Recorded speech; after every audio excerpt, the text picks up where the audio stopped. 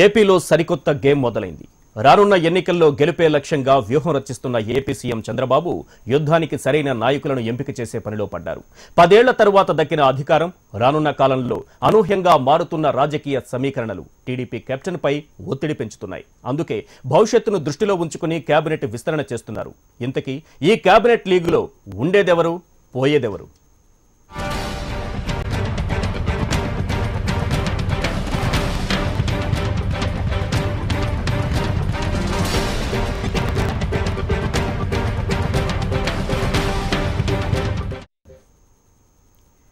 ఏపీలో కేబినెట్ విస్తరణ కసరత్తు క్లైమాక్స్ కు చేరుకుంది. ఇటు ఆశావహంలో టెన్షన్ పెరిగిపోతోంది. ఎలాగైనా పదవి దక్కించుకోవాలనుకున్న నేతల పైరవీలు, ఫిరాయింపు ఎమ్మెల్యేల ఫైనల్ ట్రయల్స్ తో రాజకీయం రసకందాయంలో పడింది. ఏపీలో మంత్రివర్గ విస్తరణ కాకరేపుతోంది. చంద్రబాబు కేబినెట్ విస్తరణ కోసం ఆశావహులు 1000 కళ్లతో ఎదురు చూస్తున్నారు. ఎలాగైనా మంత్రి పదవి కోసం తమ వంతు ప్రయత్నాలు చేస్తూనే ఉన్నారు. అమరావతిలో సీఎం ఇల్లు వచ్చిపోయే రాజకీయ నేతలతో సందడిగా కనిపిస్తోంది. ఇది ఎన్నికల కేబినెట్. ఏపీ ప్రభుత్వం 2019 ఎన్నికలను దృష్టిలో పెట్టుకుని చేస్తున్న విస్తరణ. ఈ టీమ్ సెలక్షన్స్ పైనే 2019 ఎన్నికల్లో విజయం ఆధారపడి ఉందన్నది చంద్రబాబు నమ్మకం. ఈ ప్రభుత్వానికి ఈసారికి ఈ విస్తరణే ఫైనల్ కావచ్చు. దాంతో ఆశావాహులందరూ క్యూ కడుతున్నారు. పదవి పోగొట్టుకునే వారిలో దిగులు, పదవి వస్తుందన్న వారిలో ఓ ఆశ. గాల్లో బాణం వేద్దాం, పదవి రాకపోదా అన్నది మరికొందరి ఆశ. ఇలా నేతలంతా ఎవరి ట్రయల్స్ వారు చేస్తున్నారు. కేబినెట్ విస్తరణకు గడువు మరికొన్ని గంటలు మాత్రమే ఉంది. దాంతో పైరవీలు ఊపందుకున్నాయి. జిల్లాల వారీగా ఆశావహులు ఆఖరి ప్రయత్నాలు చేస్తున్నారు. ఎవరి మైనస్లేంటి, ఎవరి ప్లస్ పాయింట్లేంటి, ఎవరిని తీసుకుంటే ఎవరికి కోపం, ఎవరిని తీసుకోకపోతే పార్టీకి నష్టం. సీఎం చంద్రబాబు ఇప్పుడు ఈ కూర్పుపైనే దృష్టి పెట్టారు. క్షణం తీరిక లేకుండా అందరినీ కలుస్తున్నారు. అందరి అభిప్రాయాలు తెలుసుకుంటున్నారు. సీనియర్లతో చర్చిస్తున్నారు.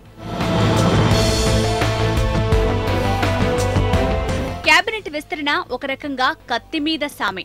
పైగా ఇప్పుడు చేసేది ఫైనల్ విస్తరణ. ప్రభుత్వం గడువు ముగిసే వరకు మరోసారి విస్తరణకు ఆస్కారం చాలా తక్కువ. అందుకే సీఎం చాలా కసరత్తు చేస్తున్నారు. కేబినెట్ ను ఈసారి పూర్తి స్థాయిలో సిద్ధం చేయాలనుకుంటున్నారు.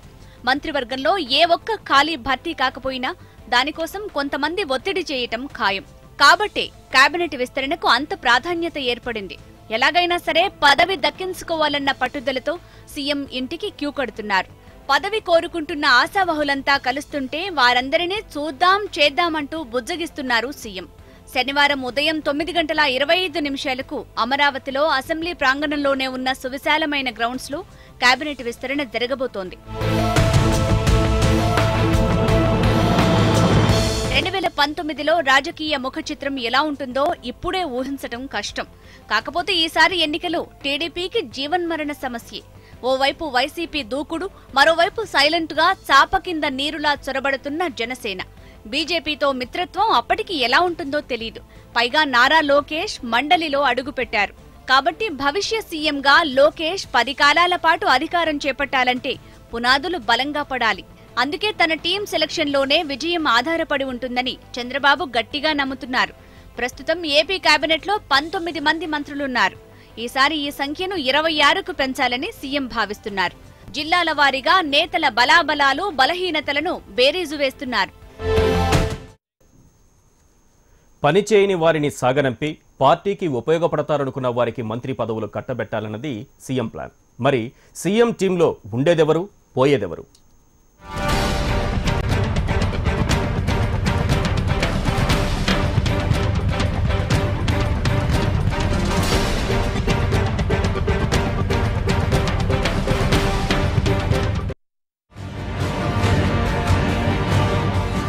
కేబినెట్ విస్తరణకు చంద్రబాబు చాలా కసరత్తే చేస్తున్నారు.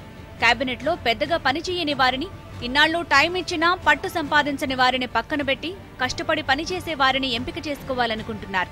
దీనికోసం నియోజకవర్గంలో నేతల ప్రొఫైల్ ఎలా ఉందో ఆరా తీస్తున్నారు.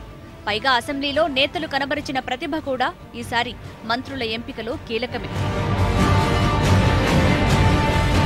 మొత్తం 13 జిల్లాలకు కేబినెట్ లో ప్రాధాన్యత ఇవ్వాలన్నది సీఎం ఆలోచన.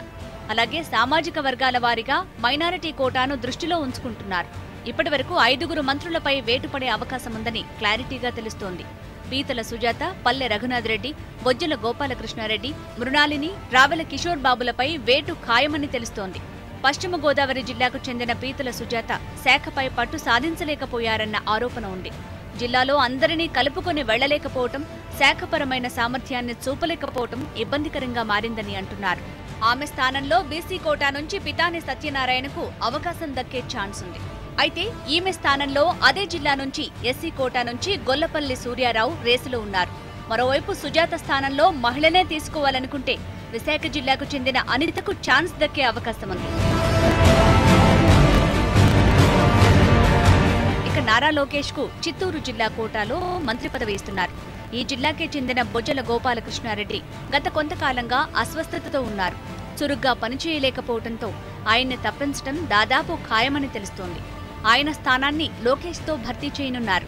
ఇక విజయవాడకు చెందిన కిమిడి మృణాలిని తప్పించడం దాదాపు ఖాయమని తెలుస్తోంది. జిల్లాలో అందరినీ కలుపుకుపోలేకపోవటం, జిల్లాలో సరైన నాయకత్వం చూపలేకపోవటం ఆమెకు మైనస్ పాయింట్లు. ఆమె స్థానంలో వైసీపీ నుంచి టీడీపీలోకి వచ్చిన సుజయ్ కృష్ణ రంగారావుకు బెర్త్ దాదాపు ఖాయమైంది. ఇక మంత్రి రావెల కిషోర్ బాబుని కూడా కేబినెట్ నుంచి తప్పించడం ఖాయమని తెలుస్తోంది. తరచూ వివాదాల్లో చిక్కుకోవటం, మంచి పనితీరు కనబరచలేకపోవటం, ఎమ్మెల్యేల నుంచి విమర్శలు వంటివి మంత్రి రావెలకు సమస్యలుగా మారాయి. ఆయన స్థానంలో నక్క ఆనంద్ బాబుకు అవకాశం దక్కనుంది. ఇక పల్లె రఘునాథ్ రెడ్డికి ఉద్వాసన ఖాయమనే వార్తలు వినిపిస్తున్నాయి. ఇక అనంతపురం నుంచి కేబినెట్ బెర్త్లో ఎవరు ఛాన్స్ కొడతారన్న దానిపై ఇంకా సందిగ్ధత కొనసాగుతోంది. పల్లె రఘునాథ్ రెడ్డి పార్టీపై పెద్దగా ప్రభావం చూపలేకపోయారు కాబట్టి ఆయనపై వేటు ఖాయమని వార్తలు వినిపిస్తున్నాయి. జేసీ దివాకర్ రెడ్డి ప్రాబల్యం ఎక్కువగా ఉన్న ఈ నియోజకవర్గంలో మంత్రి పదవిని ఆశిస్తున్న పయ్యావుల కేశవ్ సీఎంని కలిశారు. 10 ఏళ్ల పాటు పార్టీకి చేసిన సేవలను గుర్తించి తనకు అవకాశం కల్పించాలని కోరారు. పయ్యావులకు దివాకర్ రెడ్డి మద్దతు కూడా ఉంది.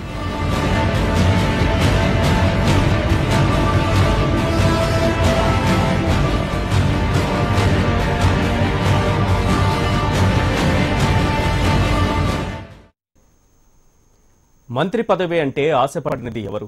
వచ్చే ఎన్నికల్లో గెలుస్తామో లేదో, అందుకే ఇప్పుడే పదవి కావాలనుకునే వారు కొందరు వరుస మీటింగ్లు, సమీక్షలతో ఓ నిర్ణయానికి వచ్చిన సీఎం తన నివాసంలో మంత్రులతో ఎమర్జెన్సీ మీటింగ్ కూడా పెట్టారు. తుది కసరత్తు పూర్తవుతోంది.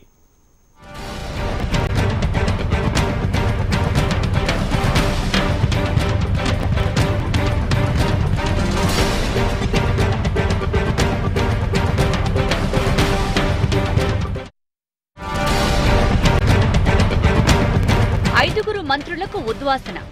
ఆ స్థానంలో ఇతరులకు అవకాశం ఇవ్వటంతో సమస్య సద్దుమణుగుతుందా? ఎన్నికలే ధ్యేయంగా జరుగుతున్న ఈ విస్తరణలో 13 జిల్లాలను ఓసారి పర్యవేక్షిస్తున్నారు సీఎం. కృష్ణా జిల్లా మంత్రి కొల్లు రవీంద్రపై కూడా వేటు పడుతుందని వార్తలున్నాయి. అదే జరిగితే బీసీ కోటా కింద కాగిత వెంకట్రావు, కాపు కోటా కింద మండలి బుద్ధప్రసాద్ కి అవకాశం ఉంటుంది.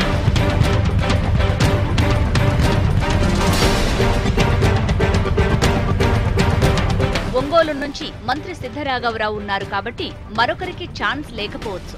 నెల్లూరు నుంచి మంత్రి నారాయణ ఉన్నారు. అయినా సీనియర్ నేత సోమిరెడ్డి చంద్రమోహన్ రెడ్డికి కూడా అవకాశాలు కనిపిస్తున్నాయి. ఇక గుంటూరు జిల్లాకు చెందిన ధూళిపాళ్ల ఈసారి కేబినెట్ బెర్తుపై కోటి ఆశలు పెట్టుకున్నారు. ఇప్పటికే సీఎంను కలిసిన ధూళిపాళ్ల తనకు అవకాశం కల్పించాలంటూ భావోద్వేగానికి లోనయ్యారు. జిల్లాలో కన్నాను ఎదిరించి నిలబడ్డానని, పార్టీ ప్రతిపక్షంలో ఉన్న 10 ఏళ్లు సేవ చేశానని గుర్తు చేశారు. ముఖ్యమంత్రి ఏం చెప్పారో తెలియదు కానీ కన్నీళ్లతో వెనుతిరిగారు.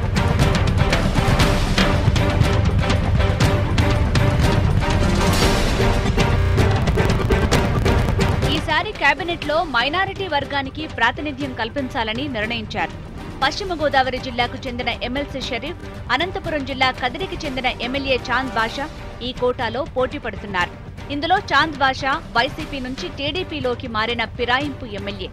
ఈ కోటాలో మరో ఫిరాయింపు ఎమ్మెల్యే జలీల్ ఖాన్ కు కూడా అవకాశం ఉన్నా ఈ మధ్య కాలంలో ఆయన ఇచ్చిన ఇంటర్వ్యూ ఆయనకు పెద్ద మైనస్ గా మారింది.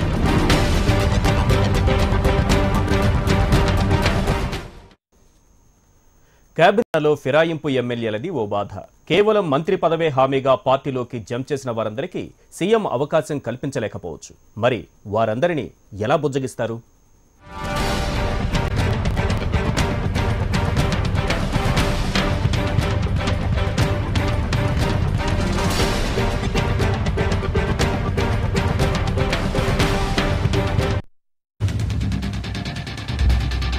జిల్లాల వారీగా పార్టీ పరిస్థితి, నేతల బలాబలాలు సమీక్షిస్తున్న ఏపీ సీఎంకు ఫిరాయింపు ఎమ్మెల్యేలను బుజ్జగించడం కష్టంగా మారుతోందా? ఇప్పటికే వైసీపీ నుంచి 4 ఫిరాయింపు ఎమ్మెల్యేలకు బెర్త్ కన్ఫర్మ్ అయిందని గాలివార్తలు వినిపిస్తున్నాయి. వీటిలో నిజమేంతో తెలియదు కానీ ఈ ఎమ్మెల్యేలను బుజ్జగించటమే అసలు సమస్య.